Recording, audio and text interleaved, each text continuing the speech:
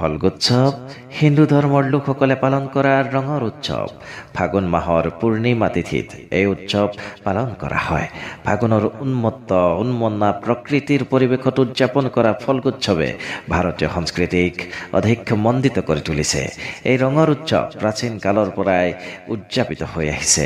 বেদ, পুৰাণ, বিভিন্ন শিলালিপি, পৰিব্ৰাজকৰ লিখনিতো এই উৎসৱৰ বৰ্ণনা পোৱা যায়। মধ্যযুগৰ পৰাই বৈষ্ণৱসকলে হৰিভক্তি আৰু মানৱ কল্যাণৰ বাবে হিন্দুসকলৰ আৰাধ্য দেৱতা শ্ৰীকৃষ্ণ আৰু বিষ্ণুক উদ্দেশ্য কৰি এই ফাকুৱা উৎসৱ পালন কৰি আহিছে। এই উৎসৱৰ মাজেৰে ভগৱান শ্ৰীকৃষ্ণৰ মহত্ব মূৰ্তমান হয়। আমাৰ অসমত মহাপুৰুষ শ্ৰীমন্ত শংকৰদেৱে বৰদোৱাত এই ৰঙৰ উৎসৱৰ সূচনা কৰি অসমীয়া সংস্কৃতিটো ফল্গোৎসৱৰ নতুন ধাৰাৰে মণ্ডিত কৰি তুলিলে। আজি এই পবিত্ৰ তিথিত সকলোলৈকে ফল্গোৎসৱৰ আন্তৰিক শুভকামনা যাচিলোঁ। সকলোৰে মন প্ৰাণ ৰঙেৰে ৰঙীন হৈ উঠক।